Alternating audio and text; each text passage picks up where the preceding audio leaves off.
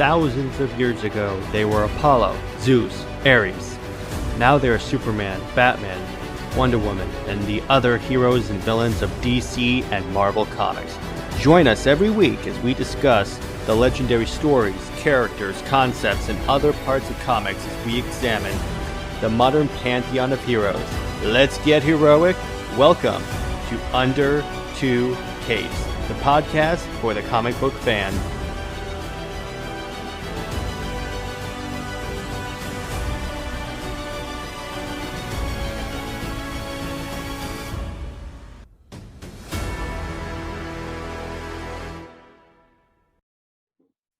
Welcome to Under Two Capes. I am Jared. And I'm Lad.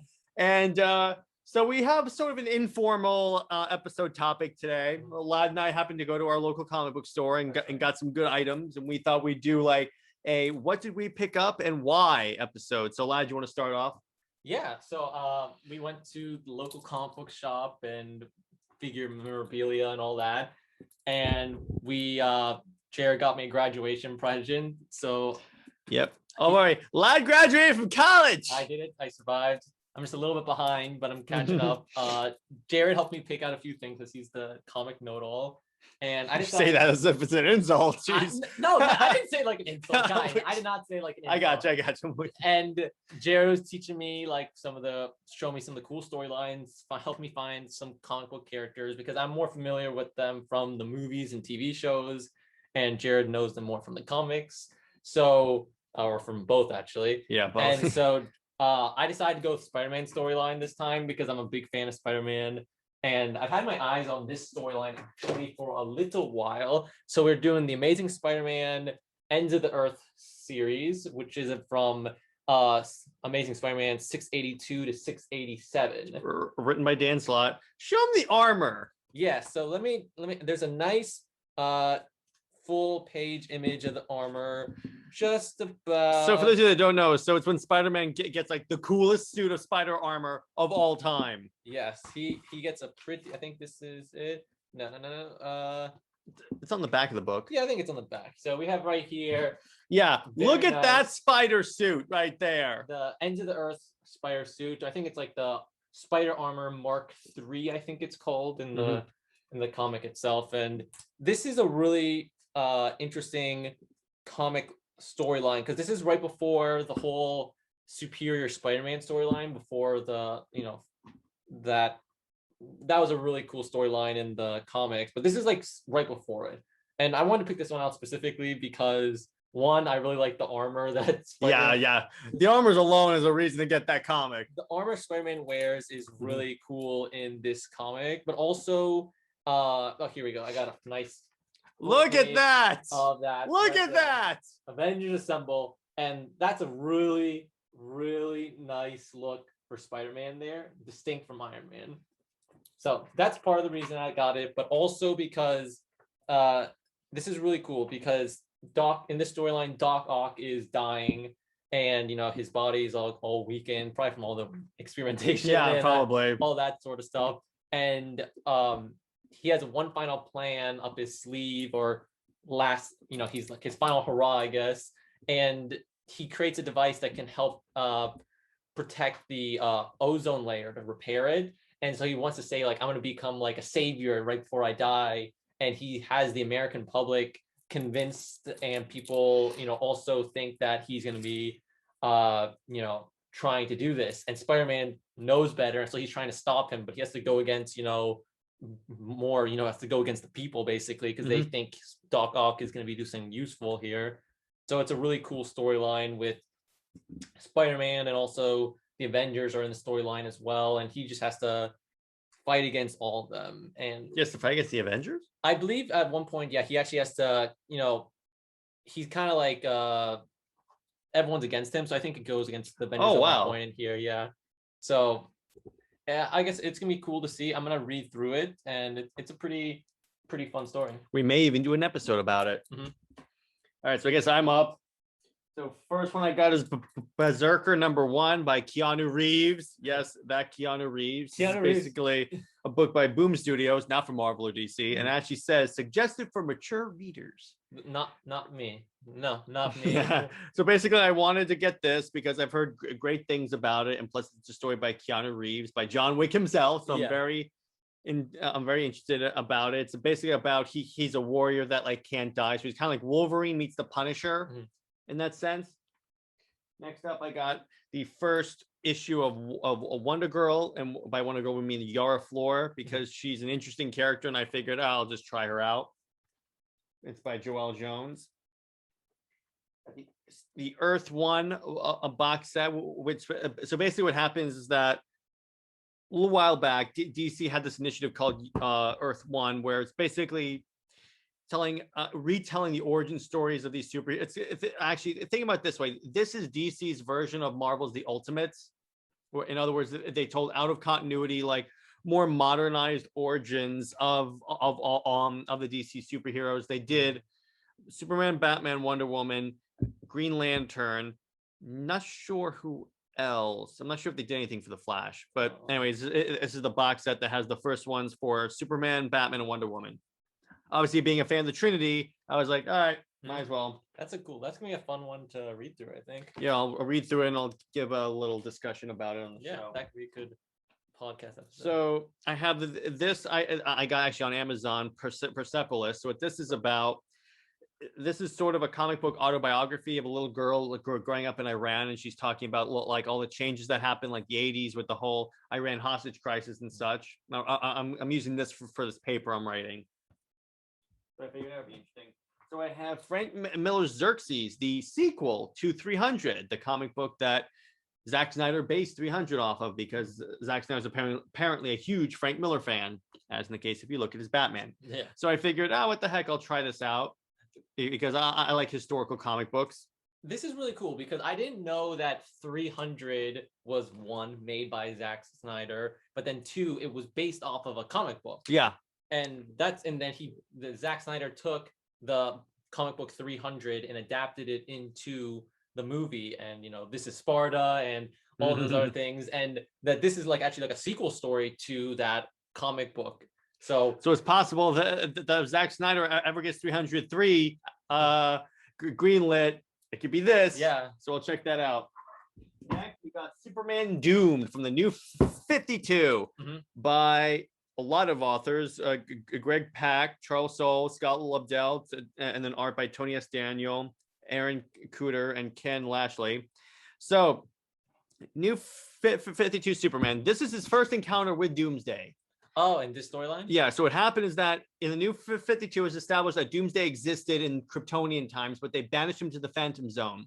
But Doomsday actually punched his way out of the Phantom Zone briefly. He showed up in a Superman Wonder Woman book, and Wonder Woman fought Doomsday, and he broke her arm. Oh, I see. So what this was established is that Doomsday shows up, Superman, he starts turning into a vapor, so Superman has to inhale him. And then he inhales, and Doomsday infects him with the Doomsday virus, which means that he basically becomes Doomsday. So he doesn't kill him right away in the storyline. It doesn't kill him; it just turns him into Doomsday. I'm trying to find a good image of Doomsday that we can. That is scary. But anyways, this is what what made the New 52 so interesting is that they took a lot of classic DC storylines, like the death of Superman in this case, and sort of changed it a little bit. Like here's a good image of it, right here. Nice. Yeah, right there. Yeah, that's cool. And then what the government had to do is they had to cover Earth's atmosphere in kryptonite. That's how they were able to stop him. Except here's the thing: it made the Superman part weak, so the Doomsday part was just out. Really? Yeah, out of control. Yeah, he couldn't control it. Wow. And also, I feel like that's bad for the environment. I'm sure it had some ecological issues there. Yeah, I feel like inhaling kryptonite isn't good for humans either. Yeah, it's not good. Not good. Okay, so next I got a few volumes of the Smallville season 11 comic series, which is basically, so when Smallville was canceled at season 10, we were all very sad. And then DC announces we're just going to do a comic series of it. This is basically what happens after season 10 when Clark becomes Superman. This is where they finally bring in Wonder Woman, even though her armor looks actually unique. And I think the later ones is when they bring in Batman. Oh, nice. So I'm like, okay, finally we're getting those two. We have Wonder Woman, the Four Horsemen, which is a bit based on a Wonder Woman story that I have no idea what it's about, but I'm looking forward to checking it out. And what's interesting, so DC did, so you had the new 52 where Superman and Wonder Woman were together. Then they did Rebirth, where they basically wiped that from comic continuity, but apparently it's back in continuity right there. No. That dude in the blue and red collar. There's no one else that could be. I mean, that could be anyone. Honestly, that could not be Superman. Black hair, holding Wonder Woman. It looks like they're flying and it's nighttime. Okay. Fans, we're gonna have to have a serious discussion about this sometime in the future. But let me ask you this: do you want Wonder Woman with Superman? Leave in the comments. Are you Wonder Woman with Superman together, or are you Wonder Woman and Batman together? Leave in the comments, and and if you say Wonder Woman, Batman, I will be happy to respond and tell you why you're wrong. And I'll be happy to say why you're right. Okay. Yeah, lad, you just annoy me so much sometimes with that. All right, now next. Speaking of Justice League, so everyone knows that my favorite book from Marvel is Squadron Supreme because I'm a Justice League reader. So I found another volume of Squadron Supreme, except this is from another reality than the omnibus that I got. The omnibus was like the first. That's the original Squadron Supreme. Yeah. This is.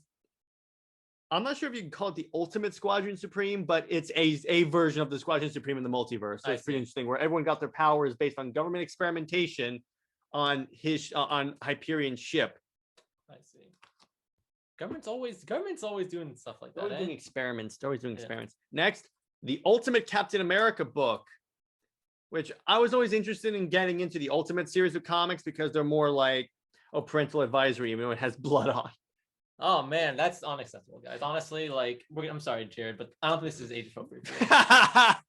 So anyway, this is like a Marvel. Do you want to tell the fans about the Ultimate series of comics? Yeah, that basically is. So I mean, throughout the comics book history, it's been around for like 70, 80 years or so at this point. Certain characters get like slight reboots over the years, but then DC has like harsh reboots like Crisis on Infinite Earths and Final Crisis and other things where they kind of reset the continuity. But what Marvel doesn't, I mean, sometimes they have a big thing where they reset the continuity a little bit, but most of the time they do soft reboots where they reintroduce a character. But one thing Marvel did was their Ultimate series, where they took all their favorite characters and said, we're going to go to another Earth 6. I think it wasn't it Earth 712?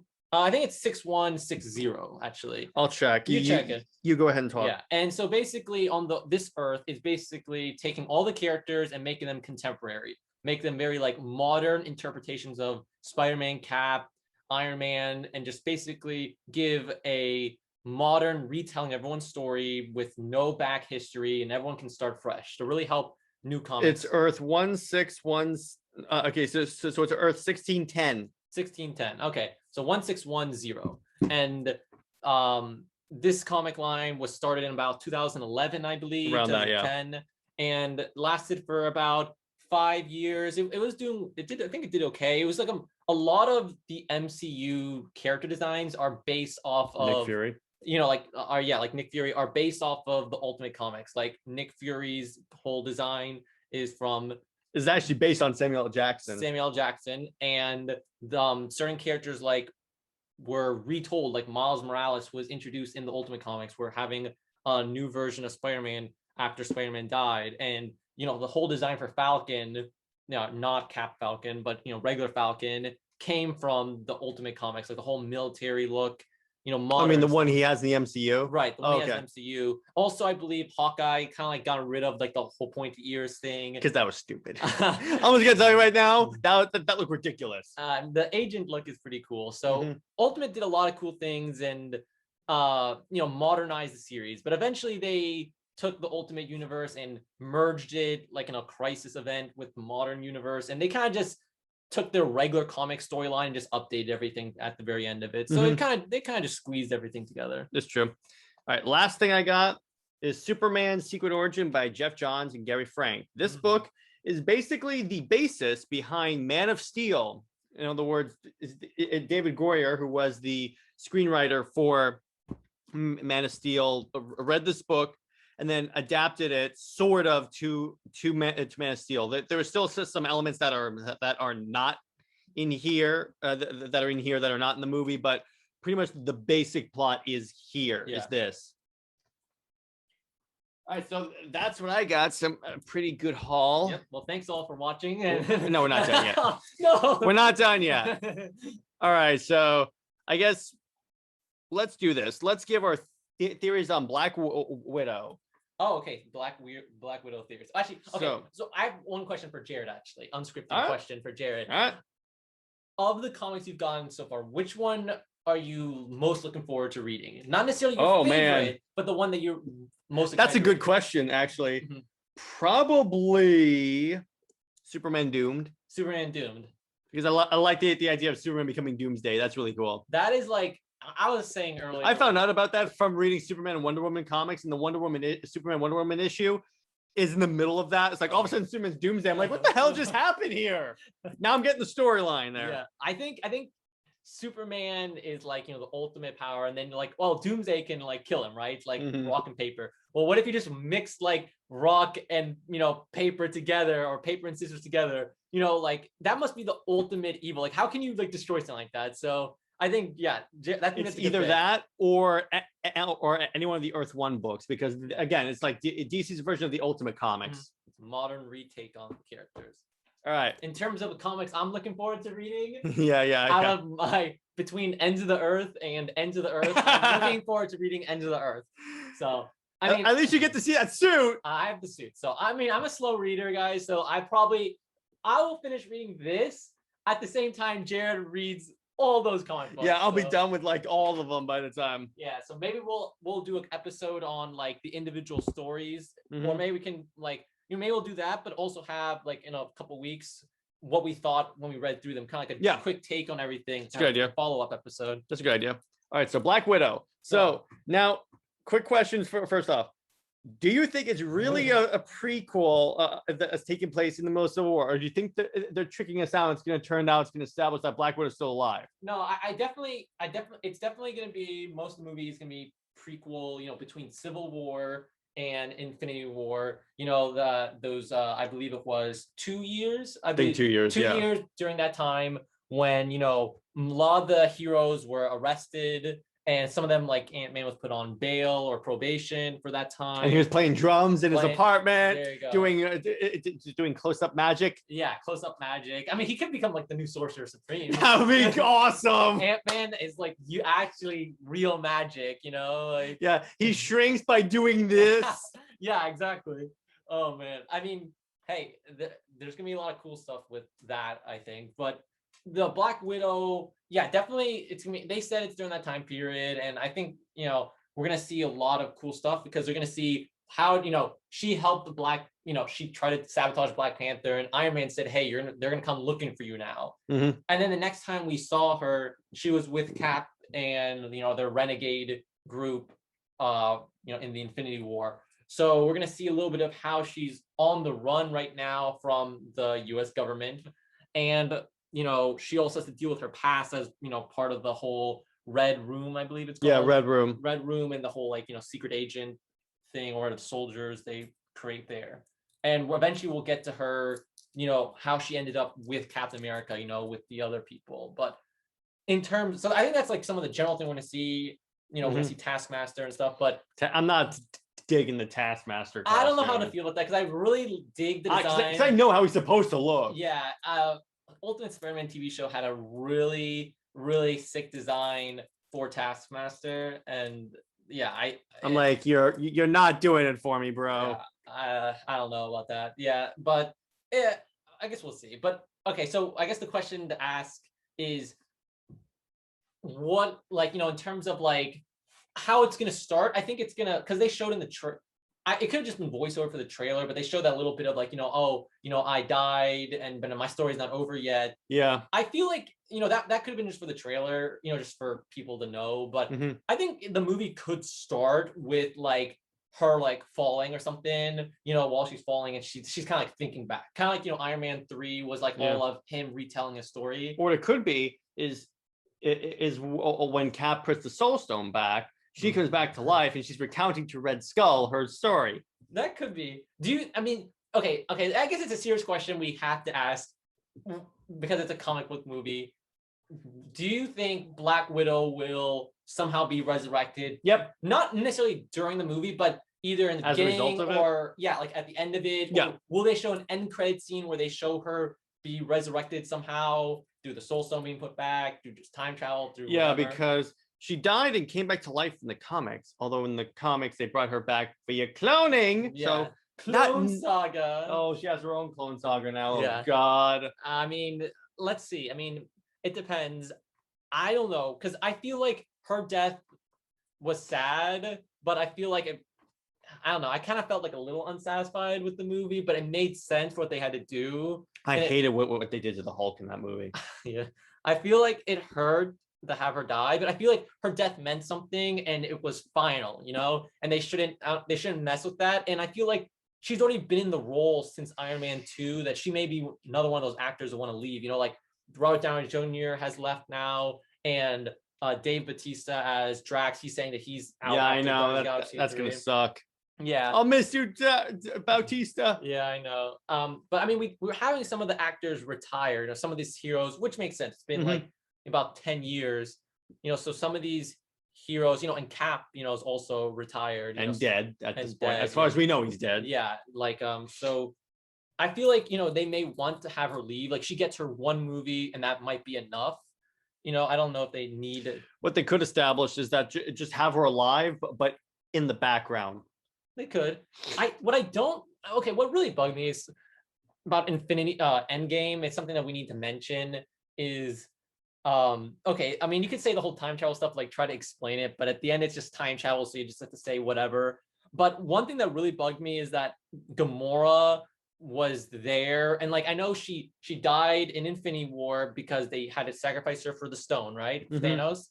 But then if you travel back in time, you could, theoretically you would see her, right? You could see her around because she was in the past. But the fact that they brought her into the future and, with Thanos and with everyone else there, and, she fought alongside all of them. But the fact that she can just, she disappears, they don't know where she is.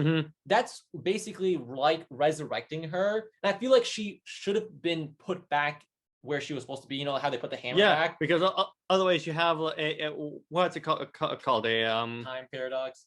It's either paradox or there's another word. They use it a lot in Legends of Tomorrow. Oh, anachronism or something like that. Time anachronism. Yeah, or something like that. One of those. Yeah, I get the idea. It's just kind of weird. That's true though. That is weird. One, it's a time travel problem, but I mean, I don't really mind the time travel thing because it's whatever. I think in reference to the Thor thing, the reason why Cap had to bring the hammer back because Thor needs it to fight the guy in Thor 2. Yeah, but then if Gamora, the thing is like Gamora never was in the past there, then that means Thanos never got the stone from her because she didn't exist, and also Thanos died in that timeline. Yeah, and also here's another thing. So if Thanos went forward in time and died at the hands of Captain America, that means in his timeline he never invaded Earth, so the Avengers never assembled. Right. So I mean, I guess you just create a time that is another timeline where Thanos is just defeated, and so I guess everyone's just happy. Yeah, I guess. So I guess that's one way to fix it for them, but just I don't really mind the time travel. You can get into all that. It's too confusing. Yeah. But the one thing that bugs me is that you can literally time travel into the past and bring people back alive, like you did with Thanos, like you did with Gamora. And why can't you do that with Black Widow? They literally have the time machine there, and Cap used the time machine, and they still have it set up. They can literally go into the past and because that way, actually, technically, you're putting back the Soul Stone, right? Because it never would have shown up.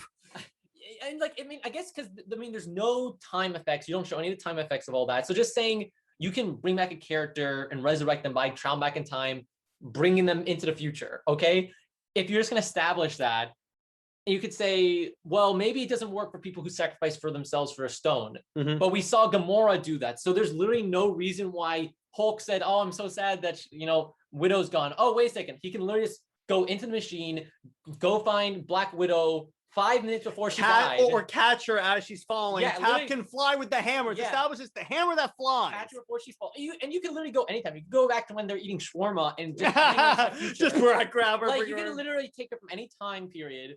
5 minutes. Before Grab her they say it. or grab her right before she kisses Bruce Banner and say nope. No, exactly. And then take her into the present, and then she is just everyone's happy.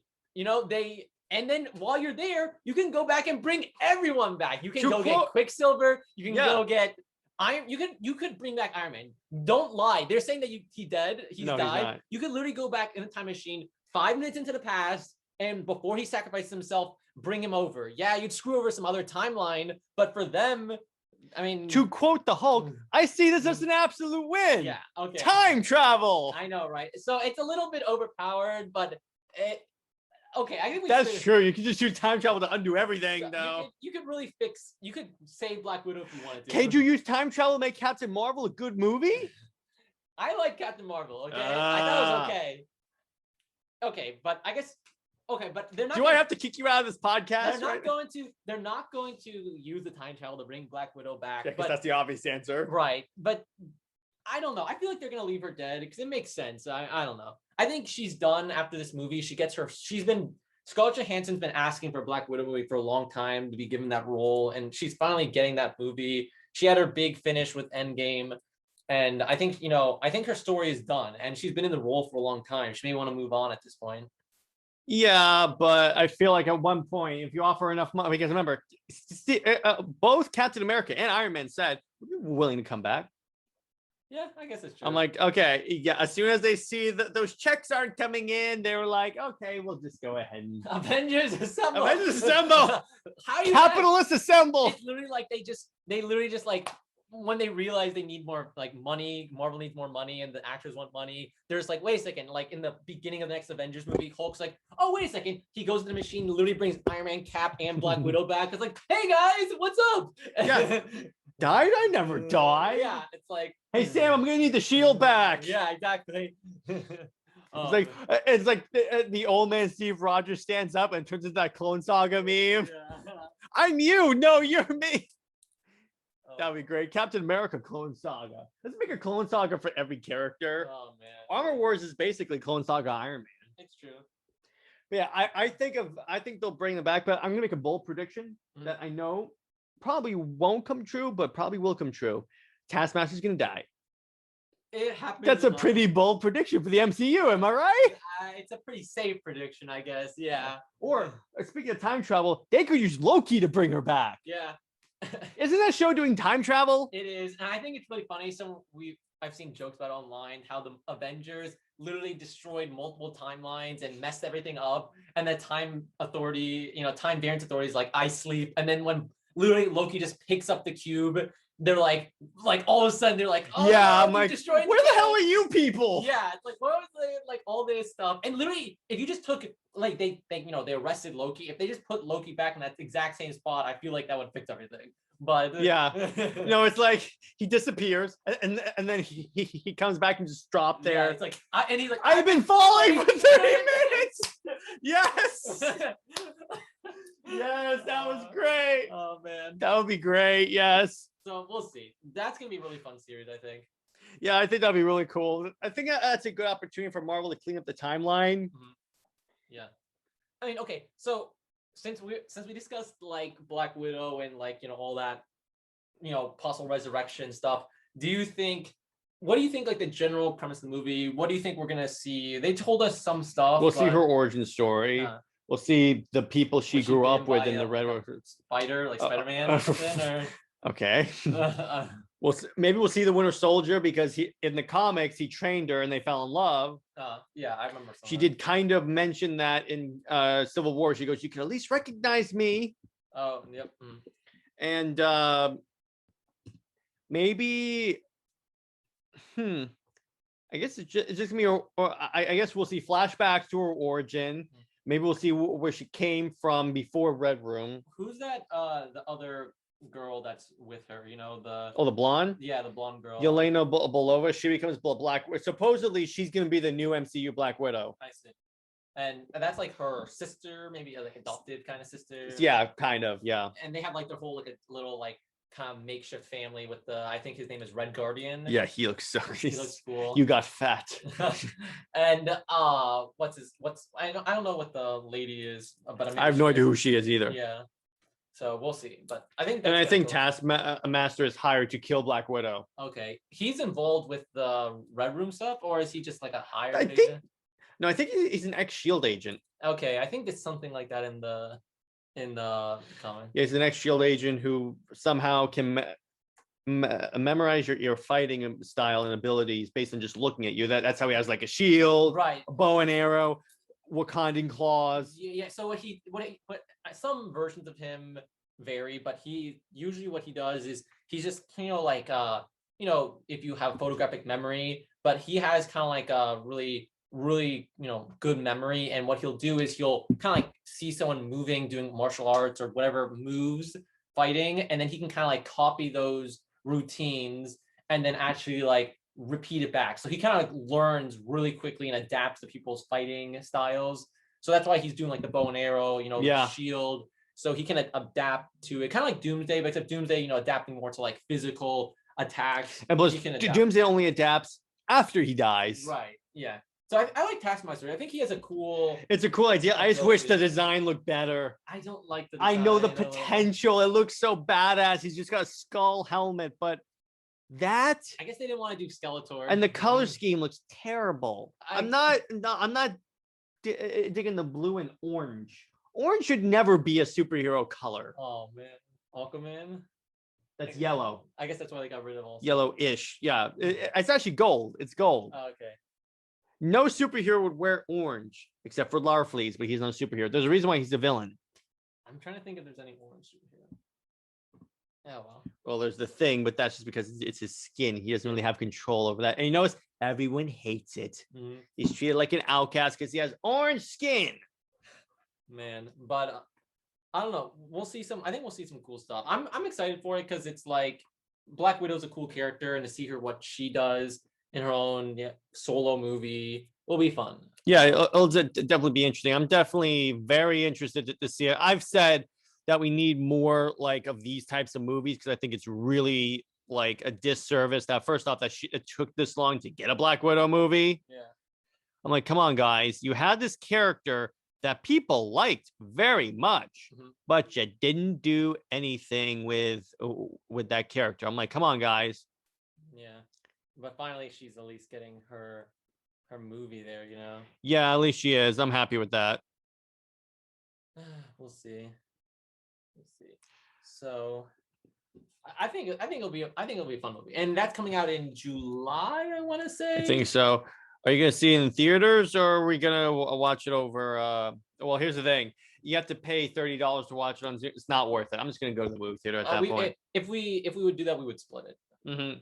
But I mean, I don't know. It depends. I think it'd be okay to go to the theater to go see it. Yeah, that's where I'm asking. I did. That's the Army of the Dead. Yeah, I'm not concerned. I wanted to go see Godzilla in the theater, and there was like no one there when I went. But I think it'd be okay to see it in the theater. Well, I think if we did do it for some reason, like watch it on just like your theater room, we would split the cost in 15 each. It wouldn't be too bad. Yeah. But I mean, I think it'd be better to go see. I mean, but I'm just saying, if it's for $30, you might as well just go and get the full experience. Right, might as well go see it at the theater. So they have to stop with that whole doing with the whole charging $30. That's stupid. Yeah, that worked wonders for Mulan. Yeah, I wonder if we'll see what we do. I think we'll probably just go in and see it in person. I think by July things are already a lot better, but things are a lot better. And Florida is lowering its restrictions with the whole you don't have to wear a mask if you're vaccinated and all that stuff. Yeah, and most of the things are saying like go back to normal business or stuff like that. So yeah, I feel like eventually it'll undo and we'll all be good. Mm-hmm. So we'll see. But yeah, I mean that looks cool. And we have 3 other movies to look forward to. And I didn't realize, but they come out September, November, December.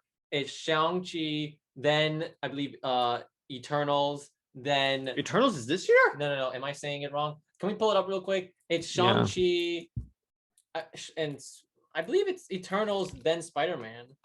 Yeah. MCU Phase 4. Yeah, let's just double check so we don't misinform people. All right, so we got So it is Shang-Chi, Eternals. Eternals is 2021. Wow. But we haven't gotten a trailer for it yet. I think this may be an outdated one. Can we go back and click on Wikipedia? Yeah, right there. Eternals 2021. Yeah, there we go. Okay, that's what I thought. So yeah, we have Shang-Chi. November in 2025. So we have so it's Shang-Chi, Eternals, Doctor Strange, and Ant-Man and the Wasp. Yeah, that's coming over like the next few. You have in September we have Shang-Chi. In November is Eternals, and then if you click on that, you'll see an MCU Phase 4. Oh, okay. I actually go to Wikipedia to find a lot of stuff, but in December we're getting Spider-Man No Way Home. So we're getting like, are we in December? Yeah, just go check it out. Okay, I didn't know that. December, there you go. So it's like, it's really crazy because we used to get like one Marvel movie a year and then two or so, and now we're getting like 8. Yeah, and now we got in Phase 4 and Phase 3 we got like 3 movies a year, which was a lot. But starting in Phase 4, now we're getting 4 movies a year. 4 movies this year, 4 movies next year is planned out what they're doing, and that's a lot. And we're getting 1 in July, but we're getting 3 like in the back half of the year, like September, November, December. The 3 big movies, like on 2 new characters, Shang-Chi and the Eternals, which is like Eternals is like an Avengers, like they're a whole group of people. And then we get Spider-Man 3, which could be a multiverse, storyline with the other characters. It's gonna have Doctor Strange in it. So these are gonna be like 3 like really insanely cool movies at the end of the year. We'll see. I'm not that excited for the Eternals, but that's just because no one's excited for the Eternals. They're not even the comic book series. I'm excited for the Eternals. I'm excited for Spider-Man. That's what I'm excited for. I'm excited for Spider-Man. Because his movies have consistently been great. Yeah. You know what I'm really excited for that comes out is Venom Let There Be Carnage. I guess that's something we should That comes out September 2021. That's also coming out in September with Shang-Chi. Lots of Marvel movies coming out. Jeez. So this Venom movie is a sequel to Venom. Yeah, obviously. Yeah, Venom. And where'd you get that from? I used some inductive reasoning, actually. But this is gonna be a sequel, and we're gonna see them Carnage. See Carnage. I think we're gonna see the other symbiotes too, like Scream, Phage, and the others. We're gonna that's gonna be really cool. We're gonna see Tom Hardy's character. Symbiotes assemble. Symbiotes assemble. Is Venom gonna be more of like a hero? I guess now. I mean, he was already kind of. They're hammering it from the trailer. Looks like they're really sticking to that lethal protector. Lethal Protector, kind of like Punisher-ish, or kind of, yeah, exactly. Where he kind of like is the Spider-Man of like their world. It's Spider-Man's kind of generous, right? Yeah, he's like the hero of the story, kind of, but he's darker, right? Yeah, kind of. They what I'm not sure if you're aware of it, but Sony, I mean, that they're creating their own little universe of characters here, but they've actually named it the Sony's universe of Marvel characters, something like that, or Sony. That's Pictures, so long. Come on. Sony Pictures universe of Marvel characters. Look, check it. Oh, click on Venom Wikipedia, and it'll take you to. So scroll down, and click on that. Venom, Let There Be Carnage. It must be somewhere here. So I'll just look this up. Hang on. Like Sony Pictures universe of Marvel character, I think it's called. Sony's Marvel Universe. Let me just go to that. Yeah, and now Sony Pictures universe of Marvel characters. That is so long. Yeah, people have made fun of the Spoomka. What is it? Spoom. That sounds like that's about on the level of the Derek Zoolander Center for Kids Who Can't Read. Good. Spoomk is Spoomk. Right, the Spoom. There's a Madam Web movie coming out? I think that's what they're saying. Some rumors are. Okay. Right now, because I was like, oh wait, really? Right now, it's Venom only, but they're hoping to expand it because Sony has access to like 800 Spider-Man universe characters in their thing. Morbius also. Morbius, that's another movie that's coming out. They're gonna tease Morbius a little bit, I think, in this movie. And I'm excited for Morbius. That looks cool. That looks really cool. And they want to do Sinister Six. They want to do other storylines in their own little MCU here. And right now, Spider-Man is not in their universe. It's only in the MCU. Even though there's a poster of him, and that's the Sam Raimi Spider-Man. Right. There's rumors that they may do some sort of weird combination of the 2 universes that's really confusing for viewers, where Spider-Man is in the MCU, but then he's also in the Sony universe. Oh, you mean the Sony one will be all the street level people, and the MCU will be all the universe's ending stuff? Like that, or kind of like the MC. If you take the MCU as a circle, and then Sony Pictures Universe another circle, they are completely exclusive, except they cross over with Spider-Man. Oh, it's a Venn diagram. Venn diagram. So basically, Spider-Man's movies take place in both the MCU and in the Sony Picture Universe. That's what people are theorizing they may do in the future, to put Tom Holland in the Venom movie, or in some future stuff. Or they could just cast their own Spider-Man. They could do that too. But Lord knows how many Batmen we've had simultaneously. Yeah. Speaking of Batman, are you still optimistic as I am about the Snyderverse? I mean, I guess it's something. Particularly with the merger. I mean, it's possible. I mean, I know you discussed the merger in the previous news update, but I think it's possible. I mean, the new head, or the head of Discovery, says that they want to do, more new content, invest in new content, the exclusive content, kind of like how, Netflix and Disney Plus does. And he wants to repair relations with creators that they have wronged. That's like Zack Snyder, right? No, that's the Zack Snyder all over it. Yeah, I mean, it's possible. I mean, if they want original content, they already have basically something people are asking for and would work for streaming, because Snyder Cut worked for the streaming service. Everyone loves it, so people like it, and it has a niche. Warner Brothers recently came out and acknowledged that the Snyder Cut was a success. Yeah. It's true. I mean, with a streaming service, because streaming is something that's on demand, people can choose to watch it. People want niche, like niche shows. There's a certain small group of people. There's general audience shows, maybe like a Star Wars movie or like a Star Wars show you put on there. But there's also niche shows that they can cater to. Like Disney Plus has a TV show based around the Mighty Ducks, which is like a movie from a little ways back. I saw it. And they make a TV show based on the property because people remember it. It's like a little bit of a niche thing that a certain market people would like. And because it's on a streaming service, you can choose, hey, I want to see that, so I'm going to go get Disney Plus. Snyder Cut is still, I think, really popular, large following. It just crossed 400 million in China. 400 million in China. There you go. Legal views in China. That says a lot. And so it's, you could consider it a niche thing, but, something a group of people want. That's exactly what a streaming service is for. Create specific content. You can do it. You can put all that stuff on the streaming, so it doesn't compete with your other stuff that's coming out in the movie theater. And then if you want to, at some point, for like a special event, you can put Snyder stuff in the movie theater. That's fine. Yeah. And if it's in the streaming service, here's the important part. Snyder does not have to cut his movies down to 2 hours. He can just throw them all in there. Make them 10 hours long. Lord, no, I would so watch a 10-hour Snyder Justice League. If he just combined the next two into one movie. Yeah.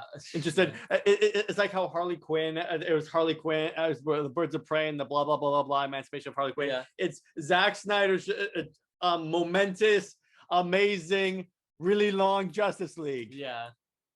Man, I think it's possible. I think, and I feel like if they announce it and when it releases, Snyder should say, "Guess what? This is the Snyder Cut." Yeah. There's no WB cut. Oh man, I want the Whedon cut. You had the Whedon cut. It's called Justice League. Justice League. Yeah, we did get the Whedon cut. Yeah, it takes all the energy I have, and not to take a baseball bat to that thing, but I want to keep it as an object lesson. Man, all good things come to those who wait. Yep. But that's really cool. I think that's gonna be something to keep an eye on. We only waited like 3 years to get the Snyder Cut, so we never thought that was gonna happen. Yeah. So I think the merger is good news for people that hope, shake up things, and head, in the upper, the upper business heads, and it's more. I think it's a good chance that we could see further movies. Yeah. Plus, it could help the actual DC comic book line, comic books, because the books are coming over too in the merger. It's not just Warner Media. It's not just the movies. I see. Like it's everything. It's everything DC is going over to there. Remember, like how Disney wanted. Disney has a lot of IPs. They have basically everything. And they already created their own like original stories through Pixar, or through, their own stuff, all the Frozen or whatever. And they went ahead and purchased Marvel, back in 2010, I want to say, 2009. and took over the MCU and basically made that suit, helped propel it to be really successful. And taking an established IP, and then did the same with Star Wars, and now they did this, even more so with Fox, where they take over a whole like industry, and take all those movies in, like the X-Men and stuff. Discovery sees that and like, hey, Discovery has a lot of reality television, live documentaries. But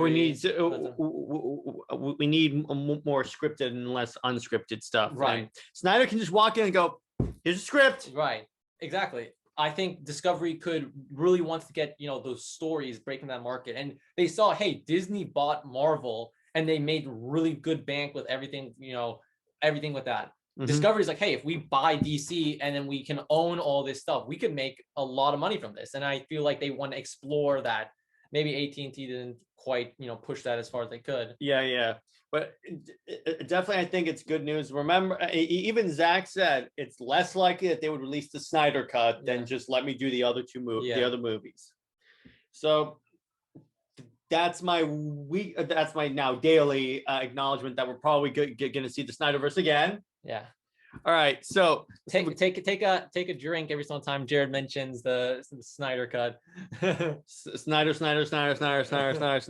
Wait a second. Calm down, everyone. Okay. All right. I'm gonna get everyone drunk. Yeah. All right. But anyway. Okay. So is anything else you want to mention, lad? Anything else you want to talk about? I don't know. I think that covered a lot of the upcoming stuff we have to look forward to in terms of Marvel. I guess one thing we could discuss a little bit is DC. Like, what is DC's upcoming slate? I'm not too familiar with that. Maybe in terms of movies or comics? And the movies. Like, we know the Suicide Squad I think we got the Black Superman movie, which no one wants. So we have Long Halloween Part 2 is actually going to have a sneak peek into the Injustice animated movie, which is amazing. Yep, that's gonna be really cool. I am so looking forward to the Injustice animated movie. We have Suicide Squad, the Batman. The Batman is I think of this, besides Black Adam is the one I'm looking forward to the most. That's gonna be really good. Because that looks amazing. Because first of all, we're gonna see the JSA. Yeah. Live action Hawkman. Are you kidding me? Mm-hmm. By the way, when they cast a black man as Hawkman, it makes sense because Hawkman's from Egypt. Yeah.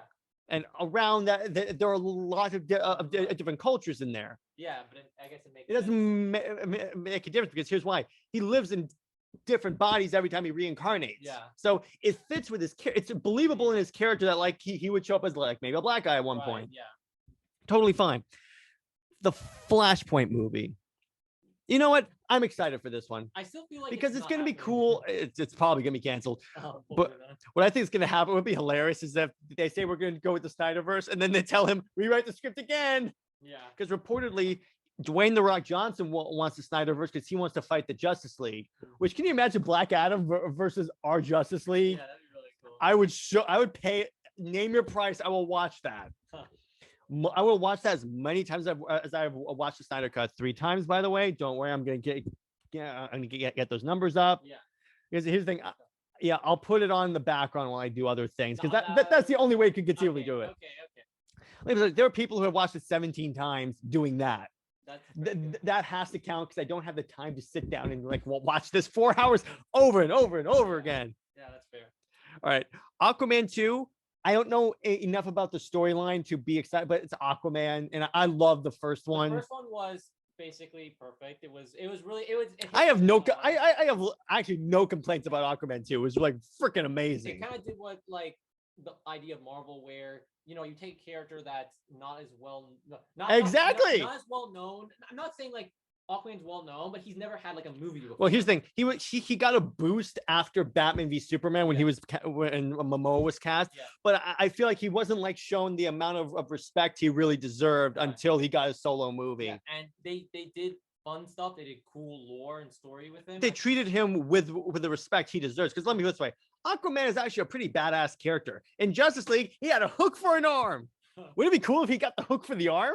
Man, that'd be so cool. That'd be so dope. So anyway, back to Flashpoint, if it happens, because at this point, this movie's cursed at this point. I'm excited for this because I think this is basically DC's version of a multiverse of madness because they're bringing in like Michael Keaton's Batman, Supergirl. They said that they started filming it, so I guess that's really a good sign. It's happening, I guess, at that point. Michael Keaton talked about how like he was scared about doing it originally because of COVID and everything. So he was saying, I think, he decided to, do it in the end because because it's safe enough. Yeah. But like, that was something he was considering. It just feels weird that we're actually getting that, And also, Batfleck is in this one. Yeah, that's true. That's true. So can you scroll down a little bit here on this? I'm not sure if they have like on like the Wikipedia. But let me just decide.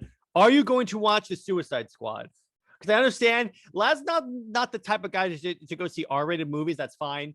I mean, he saw the Snyder Cut because there's not much that Zack could do to make really that. It wasn't really R. Yeah. The only thing it was rated for R for is probably blood. Yeah. And maybe Cyborg dropping an F-bomb, right. but besides that, it's fine. It was like a PG-13 movie that was upscaled to R, with language and blood. But it's, there's a difference between an R movie where they actually specifically, kill people more gruesomely, or they have more darker themes and stuff like that.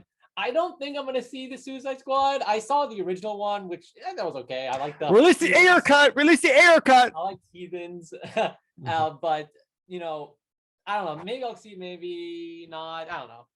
Maybe I'll see it with you if we see it. It's coming to HBO Max. We'll do it there. Maybe we'll see it for free. I don't have to pay $30. I probably would watch it there. I don't know. I feel like it's scarier when you watch it in the theater, but that's just me. True, kind of. Because you're in a darker space, a less familiar space. Dramatic. I don't know. It feels like I'm in that. Like I'm in. It's an immersive experience, which is fine. Yeah. Oh yeah. So, which of these are you the most excited for? Oh man. So in terms of Long Halloween, Injustice, we'll put those on the side. That's a separate. Yeah. In terms of live action. Oh man. I like the Flash a lot, but I think I'm most hyped for the Aquaman 2 movie because I've already seen that. I've already seen the first. Love Aquaman. Aquaman's really cool. I think Jason Momoa really saved Aquaman from being like a lame character. Right. No, I think you're right. Plus, I liked how with Aquaman they basically did a King Arthur story because that's basically it. His name is even Arthur. I really like that they had that whole and only those worthy can pick up the trident. Yeah. That was really good. But yeah, I have to see more of Black Adam in order to get super excited for it. I'm excited for it, but not like at that level yet because I don't know that much about it. All I know is that the JSA is in it, so I'm super hyped. If they make this a prequel to like even Wonder Woman 1, and then they establish that this is even in the Snyderverse, that'd be so dope. All right, the Batman I'm excited for. I'm still a little suspicious of Pattinson's Batman because I'm not a big fan of Pattinson, period. Because my ex once made me watch Twilight, and that is burned in my mind of that. I'm like, I can't. Whenever I see him now, I see a vampire shining in the sunlight. You burst into flames. Shirtless, right? I'll be watching Suicide Squad because I don't have those inhibitions. I will definitely be watching Long Halloween. Because that looks amazing. That's one of the most legendary Batman stories. Plus, part 2 is going to have the Injustice thing, so I kind of have to watch that. You cannot not watch that. All right. That looks really good. Which one are you not looking forward to? I don't know. Maybe the Batman. I don't think I'm gonna see it. I don't know. I don't like that. It's not gonna be rated R. I know it's rated R, but it just feels like just so edgy and dark. I feel like it's like not like it's Batman. I'm not scared of it. I'm just saying that like it just feels like I'm like kind of tired of Batman being so dark and edgy all the time. Like like in the animated Justice League. He's like a dark character, but like he wasn't always super like broody and like killing people all the time. And like this Batman doesn't kill people. What are you talking about? What do you mean, Patterson? I guarantee you, Batman has killed people even in the animated series. Oh yeah, he's okay. Maybe like by like extension, but I just feel like that he feels like a little bit of warmth to him. Like it feels like like a little bit of like joy or like soul left in him. But I feel like sometimes when you make Batman too dark, it's really cool and it does make a really cool portrayal for Batman. But I feel like sometimes you can lose that soul of like him being a human being that cares about people anymore. Like he just becomes this like like thing of like this like embodiment of darkness that just goes around like angel of death killing people. Kind of, yeah. And I like that human story. If they do the Batman Ben Affleck series with Deathstroke, are you gonna watch that? It's gonna have Batgirl. I mean, I would be pretty hyped for that. Supposedly, it's gonna have Batgirl. I already got to see Batgirl in the. You gotta see a lot live action Batgirl. They have that in Batman 1966. No, a good version of Batgirl. That was a good Yvonne fighting Deathstroke. Yeah, fighting Deathstroke. That'd be really cool. Joe Manganiello's Deathstroke must, and we need a Deathstroke movie. I want his Deathstroke because it's going to be his origin story and it's more grounded. So it'd be like him in the military. Yeah, that'd be so dope. That'd be really good. All right, now which of the Snyderverse movies are you excited for if they restore it? Oh, like more than just the Snyderverse 2 and 3, or I'd say more than that. I guess. Like if some of the other ones, like the.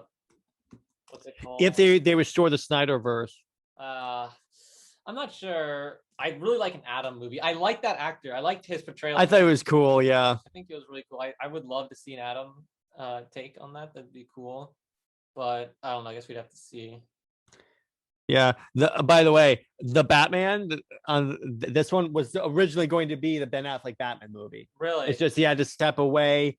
Because here's the thing, Warner Brothers canceled it during the filming of Justice League, so he had to step away. Then they brought in Matt Reeves to fix it. It doesn't mean it's not gonna be a terrible movie, but it's like that kind of upset me because I remember hearing like back before Justice League came out, we had gotten a couple of movies like Superman, Man of Steel, and Batman vs Superman, and I'm not sure Wonder Woman came out already, but we before Justice League, yeah, that came out, and they were saying Justice League's coming out, and it's like this good crossover movie, and they're gonna do all these movies about Aquaman, and then like they said all these great plans, but then like Cyborg and all that stuff got canceled. And I remember Batman was something I was looking forward to because it was cool Ben Affleck story. But he was not only was he going to be acting in it, but he was the director of it. So he had always wanted to direct a Batman movie. Right. He had full control, like director, like the acting in it. So it was going to be like so cool that I thought it was so cool that he could choose exactly how he wants to do it. And it's going to be so much fun. It's going to be so great. And then eventually it got canceled. And I thought that Deathstroke was going to be the villain in the movie. And I thought it was going to be He just found out Batman's name. So. Right. But unfortunately, that all got canceled. And that's kind of sad. I kind of was looking forward to that. Yeah, me too. With me, it was me not counting JL 2 and 3 or be the Batman. Yeah. But also is interesting is that Snyder revealed some things about a Man of Steel sequel. He said if he did the Man of Steel sequel, Brainiac would show up, but the main bad guys would be the Kryptonians that are in the Phantom Zone from Man of Steel. They would return. That'd be so cool. Like, that'd be so cool. First off, live action Brainiac. Yeah, Man of Steel too. I want that too so much more. It's kind of funny when they announced that the Black Superman movie. People are like, "But we want Man of Steel too." Yeah. They announced this after the Snyder cut, so it was like, "Wait, no, we want more of Henry Cavill." Yeah, like give us Man of Steel, and then do. You can give us those movies. Yeah. Let me put it this way: give us the Black Superman movie. That's totally fine. What if they just made Michael B. Jordan? But made Man of Steel 2 with Michael B. Jordan. Michael B. Jordan is straight up said, I'm not doing it. And just pretend like it's the same guy. He could do it because he's a pretty good actor. Yeah. But he straight up said, no, I'm not. Well, first off, he shot down rumors that he was going to be Superman. Yeah. But he said, do Calvin, because Oprah asked him. He's like, no, I'm going to do Calvin Ellis. Yeah. I think it's going to be really interesting. What I don't understand is like we're getting, we got Wonder Woman 2, but we're getting Wonder Woman 3, presumably. We're getting Aquaman 2. We have, the Suicide Squad, which is like, another Suicide Squad movie. We're getting sequels. Why can't we get a Man of Steel 2 when that started everything? And I thought that was really and just have it be put on HBO Max, Snyderverse. Yeah, I mean, like, there's no reason why we can't do Man of Steel 2. Like, that was at the time, it was a controversial movie because it made him dark, or it was a dark movie. Darker. Brooding for a Superman movie. But it made sense for like him going through as an origin story. Go to Twitter and look up hashtag I was wrong about Zack Snyder. And people, I think now, seeing more of that vision and just with time, they understand where it was going. Right. They like the Man of Steel now feels better. It makes sense. It's like an origin story for him. And you can see him be more hopeful, like in the Snyder and he shows up, not impressed, bro. Right. And he seems happy, like I feel like it's not always gonna be dark, but he's just going through circumstances that is tough, Yeah. And I think that's, really, I feel like we should get a Man of Steel too. Like, oh yeah. I really would want that. I really want to. If they announce the Man of Steel sequel, that's gonna be the one I'm the most excited for because I'm a huge Superman fan. Yeah, I'd love to see a Man of Steel a Man of Steel movie. Wouldn't it be hilarious if they call it like Man of like not steel or like a Man of aluminum? That's the way they say it's a sequel. Yeah, Man of Steel. That's my one dad joke for the episode. Man of, I don't know. You're an engineer. You should know that other materials other than steel. I think it's like 1604. Leap tall buildings. Yeah. It'd be hilarious if they turn him into the 1938 Superman that he doesn't fly, he just leaps tall buildings. Weekend, like yeah, exactly. That'd be great. And they put him in the 1938 suit. That'd actually be pretty cool. Yeah. All right, I think we've talked enough about that. But yeah, so you got our opinions on stuff. We had a nice civil debate about stuff. Civil War. It's like those. For the thumbnail. Ah! Yeah, that'd be great. All right, guys. Have a good weekend, and we'll see you on Monday when we talk about Bad Batch. All right, Lad, always a pleasure. Yep. Yes. Fun times. All right, stay heroic, everyone.